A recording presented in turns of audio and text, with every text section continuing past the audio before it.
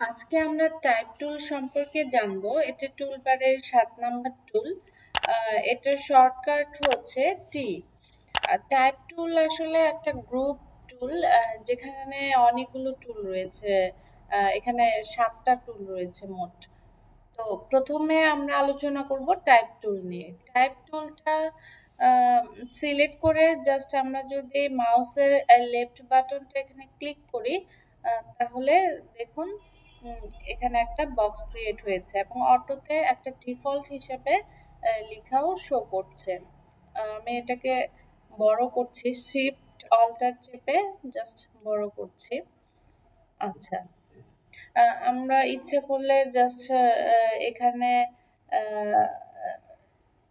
Text type টুলটা select করে এখানে আমরা যা লিখতে চাই, যেমন আমি যদি লিখতে চাই ট্রায়াঙ্গেল সলিউশন, তো আমরা যা ইচ্ছা তাই লিখতে পারবো এভাবে। আবার আমি যদি কোনো কিছু কপি করে এনে এখানে বসাতে চাই, জাস্ট এখানে কপি করে এখানে পেস্ট করে দিব। সাপোজ আচ্ছা, এখানে আমরা একটা বক্সও ক্রিয়েট করতে পারি। দেখুন এখানে আমি একটা বক্স ক্রিয়েট করছি এবং ডিফল্ট হিসেবে কিছু লেখাও আছে। তো আমি যদি কোথাও থেকে কিছু কপি করে আনতে চাই, জাস্ট আমি এই লেখাটুকু কপি করতে চাচ্ছি, তাহলে কন্ট্রোল সি দিয়ে কপি করব। জাস্ট ইলাস্ট্রেটরে গিয়ে এই বক্সকে আমি পেস্ট করে দিচ্ছি। তাহলে দেখুন এটার মজার বিষয়টা হচ্ছে আপনি যখন এটাকে ছোট বড় করবেন, এটা বক্সটাই ছোট বড় হচ্ছে, লেখাটা কিন্তু বড় ছোট হচ্ছে না। কিন্তু আমি যদি এটাকে বড় ছোট করতে চাই, দেখুন এটা কিন্তু বড় হচ্ছে, লেখাটা সাথে সাথে বড় হয়ে যাচ্ছে, বাট এটা শুধু বক্সটা ছোট বড় হচ্ছে। আবার আমি যদি এই লেখাটা জাস্ট এখানে পেস্ট করে দেই, এটা কিন্তু একটা লাইনে শো করবে। তো এটা খুবই ঝামেলা যে আমার লেখা এরকম লাইন টু লাইন একটার পর একটা হবে, সেক্ষেত্রে আমি এটাকে চুজ করব। আচ্ছা, এখন আমরা জানবো এরিয়া টুল সম্পর্কে। এরিয়া টুল সম্পর্কে জানার আগে আসলে আমাকে কিছু শেপ ক্রিয়েট করতে হবে। প্রথমে আমি একটা রেক্টেঙ্গেল শেপ নিচ্ছি, দেন আমি ইলিপস নিচ্ছি, তারপরে আমি পলিগনাল আরেকটা শেপ নিচ্ছি। একটু নিচে সরিয়ে দিয়ে জাস্ট সিলেক্ট করে নিচে নিয়ে যাচ্ছি। আচ্ছা, এখন আমি জাস্ট এই এরিয়া টাইপ টুলটাকে সিলেক্ট করে জাস্ট এই বক্সের ট্রায়াঙ্গেল যে শেপটা রয়েছে এই বক্সের উপরে জাস্ট পাথের উপরে আমি ক্লিক করব। দেখুন ক্লিক করছি, তাহলে যে ডিফল্ট হিসেবে যে লেখাটা ছিল সেটা এখানে চলে এসছে। বা আমি যদি কিছু লিখতে চাই তাহলে এখানে আমি লিখতে পারবো, আপনি যা ইচ্ছা লিখতে চান লিখতে পারবেন। অথবা আপনি যদি এখান থেকে কপি করে জাস্ট কন্ট্রোল কন্ট্রোল সি চেপে জাস্ট এখানে কন্ট্রোল ভি চেপে পেস্ট করে দিতে পারেন। ঠিক এভাবে আপনি যদি এই সার্কেলটার মধ্যে এই লেখাগুলো চান তাহলে জাস্ট এখানে ক্লিক করবেন। ঠিক আপনি যদি এই পলিগনাল এই শেপের লেখা চান তাহলে জাস্ট এই পাথে ক্লিক করবেন এবং পরবর্তীতে আমরা এটা জাস্টিফাই করে নিব বা আমাদের শেপ অনুযায়ী আমরা কিভাবে চাচ্ছি এটা আমাকে জাস্টিফাই এটা এভাবে করে নিতে পারি। অথবা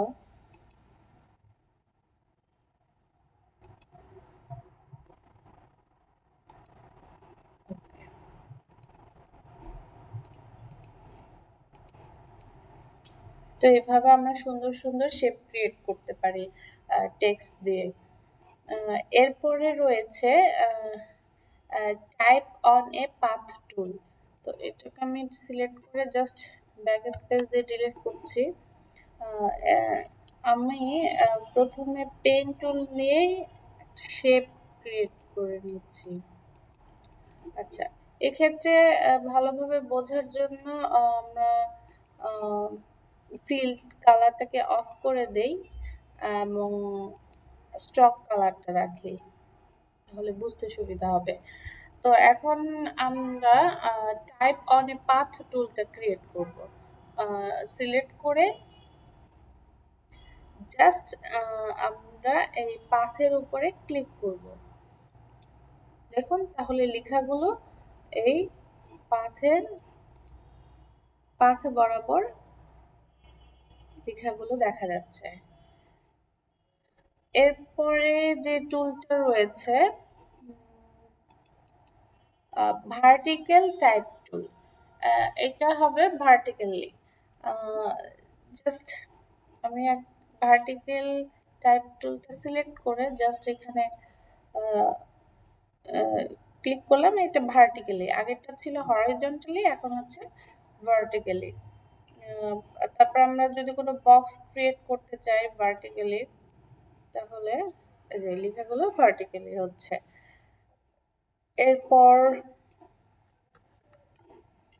এরপর আছে ভার্টিক্যাল এরিয়া টাইপ টুল, আগেরটার মতোই, জাস্ট ভার্টিক্যাল।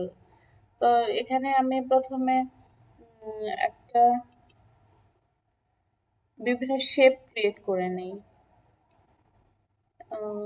এখানে লিভস দুটোই নেই। তো এখানে আমি যদি ভার্টিক্যাল এরিয়াটাকে সিলেক্ট করি, জাস্ট এখানে ক্লিক করে দেই, যে লেখাগুলো ভার্টিক্যালি আসবে। ওকে, জাস্ট এটাই। আর এরপরে রয়েছে vertical type on a path টুল। এটাও একই, টাইপ পাথ টুল যেরকম ছিল, জাস্ট আমরা পেন টুলটা নিয়ে এখানে ক্লিক করছি। ফিল কালারটা অফ করে নিলে ভালো, আচ্ছা না নিলেও সমস্যা নাই।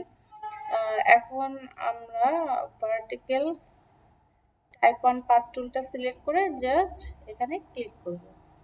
দেখুন, লেখাগুলো ভার্টিক্যালি চলে এসছে। আচ্ছা, এরপরে যে টুলটা ডিলিট করে নিই। এরপরে যে টুলটা টাচ টাইপ টুল, এটা খুবই গুরুত্বপূর্ণ একটা টুল। আর যারা লোগো ডিজাইন করতে যাচ্ছেন বা যারা টাইপোগ্রাফি নিয়ে কাজ করেন, তাদের জন্য এটা খুবই চমৎকার একটা টুল। তো এটা জাস্ট প্রথমে আমরা টাইপ টুল দিয়ে একটা জিনিস টাইপ করে নিব। আচ্ছা, তারপরে আমরা টাচ টাইপ টুলটা সিলেক্ট করব। টাইপ টুলটা সিলেক্ট করে আমি জাস্ট সাপোজ আমি এই আইটাকে সিলেক্ট করলাম। এখন এই আইটাকে আমি বড় করতে চাচ্ছি, জাস্ট এটাকে ড্র্যাগ করে বড় করা যাবে।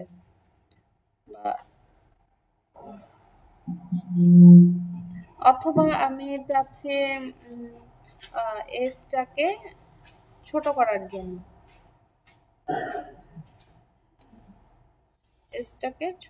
জন্য, ছোট। অথবা আমি চাচ্ছি ইউটাকে জাস্ট সিলেক্ট করে ইউটাকে এর উপরে নিয়ে যেতে, বা এমটাকে আমি একটু সরাতে চাচ্ছি, এমটাকে সিলেক্ট করে জাস্ট রাইট অ্যারোটাকে স্পেস চাপ দিচ্ছি, প্রেস করছি। এই তো। তারপরে চাচ্ছি যে এম এর এখানে স্পেস হবে একটু, তো আমি রাইট অ্যারোটাকে প্রেস করছি। অথবা আমি চাচ্ছি এলটা একটু বড় হবে, তো এলটাকে একটু বড় করি। এই তো, এটা খুবই চমৎকার একটা টুল। এখন অনেকে বলতে পারেন যে এটা তো আমি অন্যভাবে করতে পারি।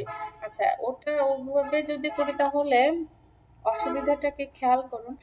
আচ্ছা, লরিয়াম ইপসন এই টেক্সটটাকে আমি প্রথমে ক্রিয়েট আউটলাইন করে নিলাম।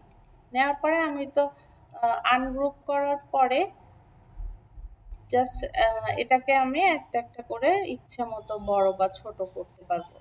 কিন্তু একটা সমস্যা আছে, সেটা হচ্ছে আমি কিন্তু এখন ইচ্ছে করলে এই লেখাটাকে চেঞ্জ করতে পারবো না। বাট আমি যদি এখানে চাই, আমি কিন্তু জাস্ট টাইপ টুলটাকে সিলেক্ট করে জাস্ট যেখানে আমি লেখাটা চেঞ্জ করতে যাচ্ছি, যেমন এখানে আমি এম লেটারটা চেঞ্জ করে জি দিতে যাচ্ছি, তাহলে সহজে আমি চেঞ্জ করতে পারবো। আমরা যখন টাইপ টুলটাকে সিলেক্ট করছি এবং টাইপ টুল নিচ্ছি, তখন খেয়াল করুন কন্ট্রোল প্যানেলে এই বক্সগুলো শো হচ্ছে। তো আমরা ইজিলি এই কন্ট্রোল প্যানেলকে আমরা কন্ট্রোল করতে পারি। যেমন আমরা যদি টেক্সটটাকে সিলেক্ট করে জাস্ট কালার চেঞ্জ করতে চাই, যে কালারটা দিতে চাই সেই কালারটাই দিতে পারবো। এরপরে রয়েছে স্টক, তো আমরা স্টক কালার দিতে পারবো। স্টক কালার যে একটু ডিফারেন্ট কালার দেই, রেড কালার দিচ্ছি। আচ্ছা, এরপরে হচ্ছে স্টক, এখানে বিভিন্ন স্টকের সাইজ আছে, বা আপনি যেরকম, যেমন আমি যদি স্টক কমাতে চাই 0.25 দিচ্ছি। তো এখানে খেয়াল করুন এটা একদম স্টক কালারটা কমে গেছে। আচ্ছা, এরপরে ডিফল্ট হিসেবে কিছু স্টকের শেপ দেওয়া আছে। আচ্ছা, তারপরে এখানে অপাসিটিটা আমরা কমাতে পারি। তারপরে রয়েছে এখানে ক্যারেক্টার, এটা এখানে আমরা একটু দেখি এখানে কি আছে। ক্যারেক্টারে এখানে যদি আমরা ক্লিক করি, দেখুন এখানে অনেকগুলো ফন্ট রয়েছে। তো আমরা পছন্দ মতো আমরা সেই ফন্টগুলো আমরা চুজ করতে পারি। যেমন আমি যদি এখন রোবটও চুজ করি, তো রোবটও করতে পারি। আচ্ছা, এখানে রেগুলার, তো রোবটের মধ্যে আবার বিভিন্ন ক্যাটাগরি আছে, থিন আছে, আর ইটালিক আছে, মিডিয়াম, বোল্ড আছে। তো আমরা যেটা ইচ্ছা সেটা ইউজ করতে পারি, বোল্ড ইউজ করছি। আর এটা হচ্ছে যে টেক্সটের পিক্সেলটা আসলে আমি কত বড় চাচ্ছি। তো 48 আছে, তো আমি যদি 60 চাই, বা আমি আরো ছোট চাচ্ছি 24, জাস্ট এরকম। আচ্ছা, এটাকে আমি একটু ছোট করে নিই, তাহলে বুঝতে সুবিধা হবে। আচ্ছা, আমি যখন ক্যারেক্টারটা সিলেক্ট করছি, আচ্ছা এখানে হচ্ছে যে মানে একটা দুটো সেন্টেন্সের মধ্যে দূরত্বটা কেমন হবে, স্পেসটা খেয়াল করুন। যে স্পেসটা, এই যে আমি যখন এখানে 18 পিক্সেল দিচ্ছি, তখন স্পেসটা খেয়াল করুন, এবং আরো যখন বাড়াচ্ছি স্পেসটা বেড়ে যাচ্ছে, বা কমালে কমে যাচ্ছে। আর এটা পাশে রয়েছে যে এটা হচ্ছে একটা ওয়ার্ড থেকে, খেয়াল করুন একটা ওয়ার্ড থেকে আরেকটা ওয়ার্ডের দূরত্বটা মেনটেন করছে। আর এটা হচ্ছে এপাশে জাস্ট টেক্সটের স্ট্রাকচারটা ওয়াইড অনুযায়ী কেমন হবে। আর আর এপাশে যেটা রয়েছে এটা হচ্ছে লেন্থটা আসলে কেমন হবে। আর সেটা হচ্ছে যে টেক্সটটা আসলে কোন অ্যাঙ্গেলে চাচ্ছি সেটা। আর এটা হচ্ছে অল ক্যাপস, আমি যদি অল ক্যাপস চাই, খেয়াল করুন যে অল ক্যাপস হয়ে যাচ্ছে। আমি যদি স্মল ক্যাপস চাই, তাহলে জাস্ট এটা বড় আর সবগুলো ছোট। আচ্ছা, এরপরে তারপরে এখানে হচ্ছে সুপারস্ক্রিপ্ট আর হচ্ছে সাবস্ক্রিপ্ট। আচ্ছা, এটা আমি পরে বোঝাচ্ছি। আর এটা হচ্ছে যদি আমি নিচে আন্ডারলাইন চাই, এই যে, তাহলে কি যে আন্ডারলাইন শো হচ্ছে। আবার এখানে এটা, এইখানে হচ্ছে জাস্ট লেখার মাঝখানে কেটে যাবে। তো আমি যদি এটা চাই, এটাকে উঠিয়ে দেই আগে, তাহলে এটা বোঝা যাবে। খেয়াল যে মাঝখানে লেখাগুলো কেটে গিয়েছে। জাস্ট টাইপ টুলটা নিয়ে এখানে আমরা A2 টু। এই টেক্সটটা নেওয়ার পরে জাস্ট যেটাকে আমি সুপারস্ক্রিপ্ট করতে চাচ্ছি, ক্যারেক্টারে গিয়ে সুপারস্ক্রিপ্ট ক্লিক করে জাস্ট সুপারস্ক্রিপ্টে ক্লিক করে আমরা উপরে এটা নিয়ে যেতে পারি। আবার টুটাকেও সুপারস্ক্রিপ্ট করে নিয়ে যেতে পারি। আচ্ছা, এভাবে আমরা কিন্তু যে বীজগণিতের বিভিন্ন সূত্রগুলোকে আমরা লিখতে পারি। আমরা এখন অ্যালাইন সম্পর্কে জানবো, সেজন্য আমি আগে একটা ইমেজ নিয়ে এসে রেখেছি বোঝার সুবিধার্থে। তার আগে আমরা কন্ট্রোল আর প্রেস করে রুলার নিয়ে আসবো এবং রুলার এখান থেকে রুলারকে টেনে জাস্ট আমি এই টেক্সটের এই বরাবর আনছি, জুম করি। আচ্ছা, এখানে খেয়াল করুন, এখানে যে টেক্সটগুলো রয়েছে এই টেক্সটগুলো কিন্তু একই অ্যালাইনে রয়েছে। আবার দেখুন এই যে সার্কেল তিনটা রয়েছে, এটা কিন্তু একই লাইনে রয়েছে, একই স্টাইলে রয়েছে। আবার এখানে দেখুন এই পয়েন্টগুলো একই স্টাইলে সাজানো আছে, এক লাইন, এই লাইন বরাবর। তো এই জিনিসটা আসলে বোঝার জন্য আমি প্র্যাকটিক্যালি কিছু টেক্সট নিচ্ছি, এখানে টেক্সট নিচ্ছি, এখানে টেক্সট নিচ্ছি। আমরা শেপও নিতে পারি, শুধু টেক্সট নিলেই যে হবে তা না, আমরা শেপকেও অ্যালাইনে শেপ টেক্সট দুটো কম্বিনেশনেই অ্যালাইন করতে পারবো। টেক্সট নিচ্ছি, কালারটা চেঞ্জ করে দেই, এই টেক্সট এটার কালার চেঞ্জ করে দেই।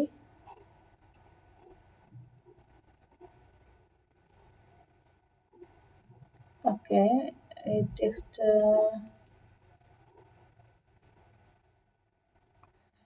আচ্ছা, এখন সবগুলোকে আমি সিলেক্ট করছি, সিলেক্ট করে জাস্ট আমি হরাইজন্টাল অ্যালাইন লেফট আমি যদি এখানে ক্লিক করি তাহলে দেখুন সবগুলো এভাবে লেফট থেকে অ্যালাইন হয়েছে।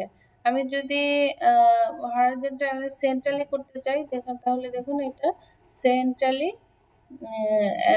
এটা একই অ্যালাইনে থাকবে। আমি যদি রাইট থেকে চাই তাহলে রাইটে। ঠিক এভাবে আপনারা বাকিগুলো দেখে নেবেন।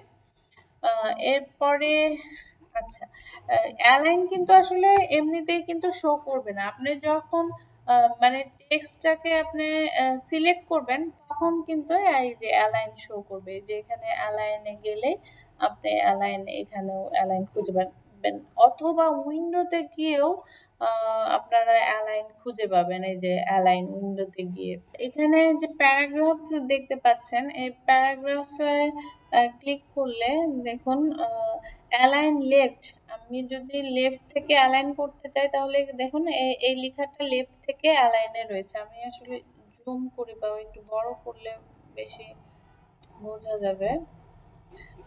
দেখুন প্যারাগ্রাফে এটা অ্যালাইন লেফট থেকে রয়েছে, বাট আমি যদি এটা অ্যালাইন সেন্ট্রালি করতে চাই তাহলে দেখুন এটা সেন্ট্রালি অ্যালাইন হচ্ছে। এরপর আমি যদি রাইট থেকে অ্যালাইন করতে চাই তাহলে দেখুন এই লেখাটা রাইট থেকে অ্যালাইন হচ্ছে।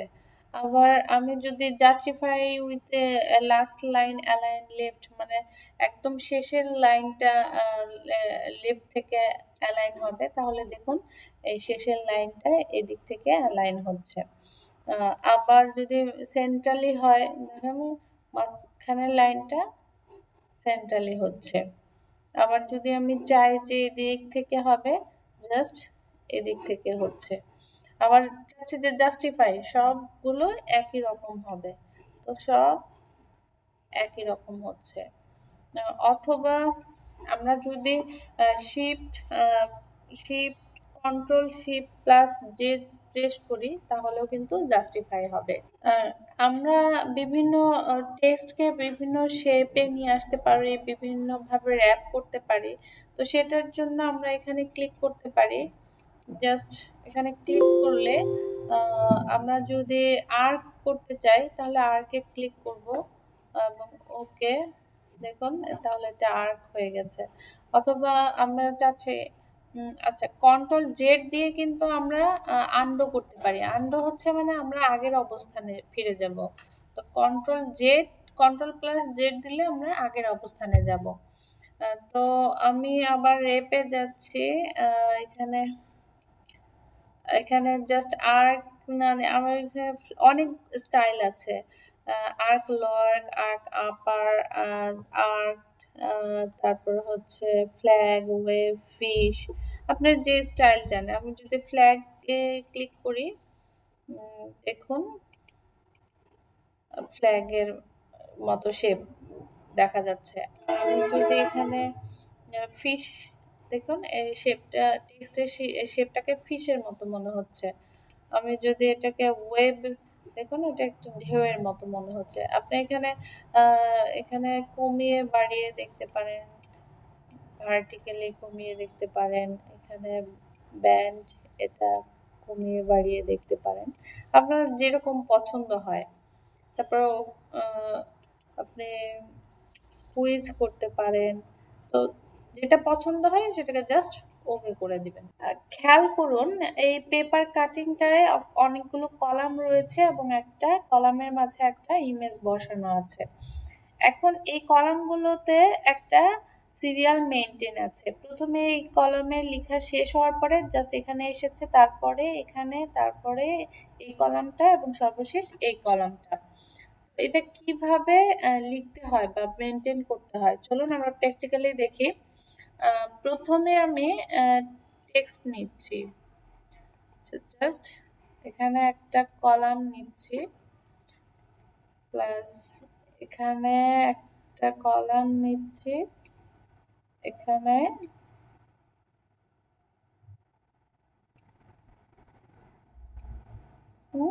এখানে, এবং ইমেজটা যদি এখানে হয়, তো আমি এখানে ইমেজ একটা শেপ দ্বারা ইমেজকে বোঝাতে পারি। এখানে একটা শেপ নিচ্ছি, ওকে। তো লেখার গুলো,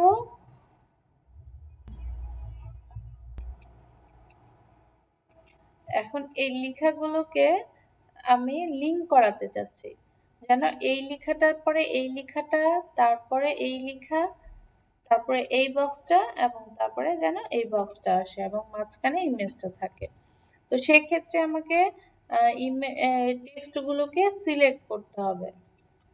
সব টেক্সট সিরিয়াল অনুযায়ী সিলেক্ট করে জাস্ট টাইপে যেতে হবে। টাইপে গিয়ে থ্রেডেড টেক্সট এখানে ক্লিক করলে ক্রিয়েট।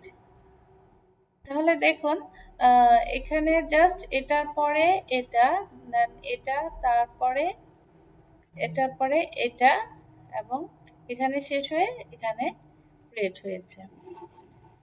তো আমি যদি এটাকে উপরে উঠিয়ে দেই, খেয়াল করুন তাহলে কিন্তু এটা মুভ করছে, টেক্সটগুলো মুভ করছে। আমি যদি এটাকে আরো উপরে উঠিয়ে দিই, দেখুন টেক্সটগুলো কিন্তু মুভ করছে, কারণ আমি যখন এটাকে ছোট করছি তখন এইখানে এই বক্সে যে লেখাগুলো ছিল সেগুলো এই বক্সে চলে আসছে, এবং এই বক্সের গুলো যেখানে ছিল সেগুলো এই বক্সে, এবং এই বক্সের গুলো এই বক্সে চলে এসেছে, এবং এই বক্সের লেখাগুলো এই বক্সে চলে এসেছে। এরপর আপনি ইচ্ছা করলে যদি আপনি লিঙ্কটা উঠিয়ে দিতে চান, জাস্ট টাইপে গিয়ে থ্রেড টেক্সটে গিয়ে রিলিজ সিলেকশন বা রিমুভ থ্রেডিং ক্লিক করলেই জাস্ট আউট হয়ে যাবেন। অনেক সময় হচ্ছে আমি আবার ক্রিয়েট করছি থ্রেড। আচ্ছা, অনেক সময় আমাদের ফন্ট চেঞ্জ করতে হতে পারে, বা আচ্ছা আমি যদি ফন্টটাকে চেঞ্জ করতে চাই তাহলে ফাইন ফন্টে গিয়ে জাস্ট এখানে যে স্টাইলটাকে সিলেক্ট করে আমি যেটাকে দিতে চাই আমি সেটা সিলেক্ট করে নিব, তাহলেই চেঞ্জ হয়ে যাবে। অথবা আমি চাচ্ছি যেটা আপার কেস হবে বা লোয়ার কেস হবে, সেক্ষেত্রে জাস্ট সিলেক্ট করে টাইপে গিয়ে আমি যদি চেঞ্জ কেস যে আপার কেস দেই তাহলে সবগুলো বড় হাতে, খেয়াল করো সবগুলো বড় হাতের হয়ে গেছে, ক্যাপিটাল লেটারে হয়ে গেছে। আবার আমি যদি চেঞ্জ কেসে গিয়ে লোয়ার কেসে দিই তাহলে লোয়ার কেস, আবার সেন্টার কেসে দিলে জাস্ট প্রথম লেটারটা বড় হাতের হবে, সব পরেরগুলো ছোট হাতের হয়ে যাবে স্মল লেটারে। খেয়াল করো জাস্ট প্রথমটা ক্যাপিটাল লেটার এবং বাকি লেখাগুলো স্মল লেটারে হয়ে গেছে এবং এবং লিংক শো করছে। টাইপ টুলে প্রেস করলে দেখুন এখানে একটা চিহ্ন দেখতে পাবেন, জাস্ট এখানে ক্লিক করলে বক্স আকারে এটা পাবেন এবং এটাকে আপনি জাস্ট ড্র্যাগ করে যে কোনো জায়গায় পজিশন মতো বসাতে পারবেন। তো টাইপ টুল সম্পর্কে আমাদের আলোচনা এখানে শেষ করছি। ভিডিওটি ভালো লেগে থাকলে লাইক, শেয়ার, কমেন্ট করুন, সাবস্ক্রাইব করে বেল আইকনে প্রেস করে আমাদের সাথে থাকুন। ধন্যবাদ সবাইকে।